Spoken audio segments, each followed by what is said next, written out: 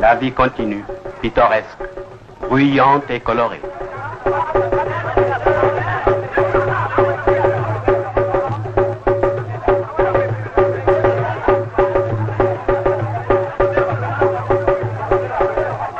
Ces images représentent des arbres généalogiques et des portraits des principaux chefs de la confrérie.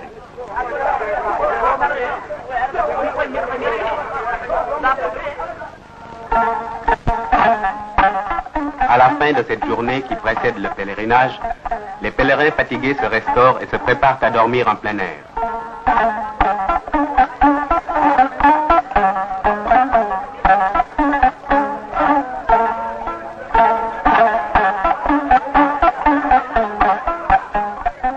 Mais il semble que nombre d'enthousiastes ne partagent guère leur avis.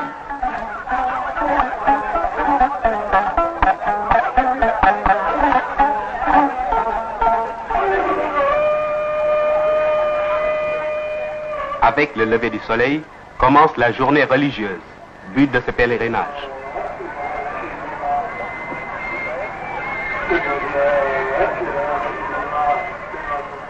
Ce lettré, à l'attitude digne et sereine, penché sur un livre de prière, c'est le calife, vénéré à l'égal d'un dieu et dont les rares sorties suscitent des enthousiasmes qui tiennent du prodige.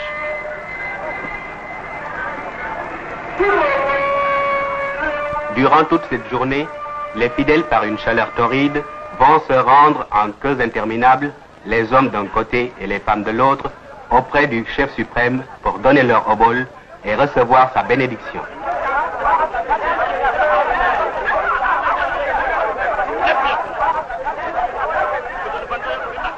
L'attente est longue, mais des spectacles imprévus permettent de prendre patience.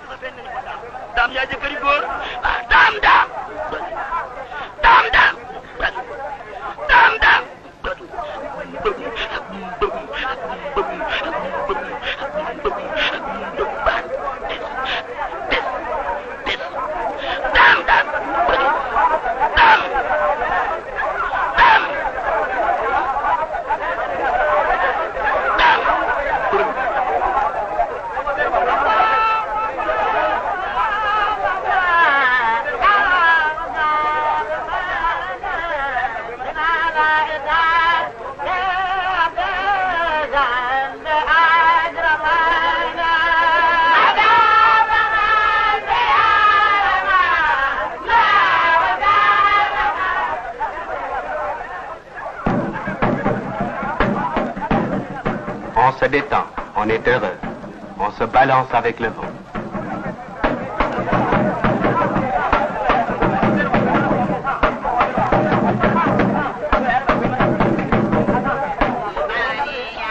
Puis, c'est la visite aux différents chefs de la confrérie.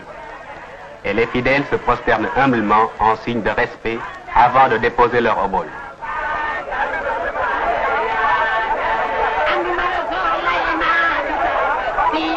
Celles-ci servent depuis un temps lointain à l'édification de la mosquée, l'une des plus grandes d'Afrique noire.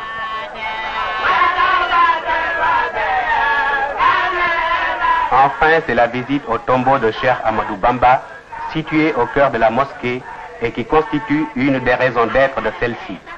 Là aussi, les queues sont interminables.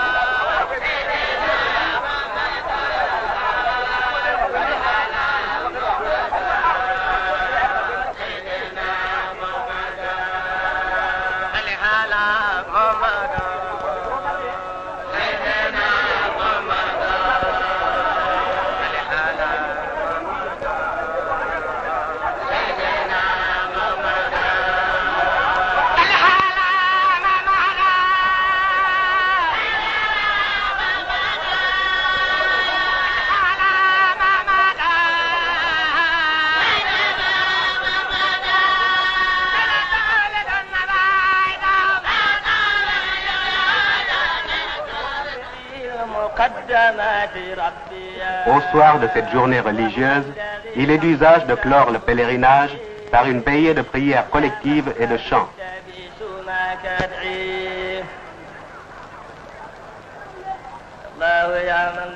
Aussi se presse-t-on à l'intérieur de la mosquée.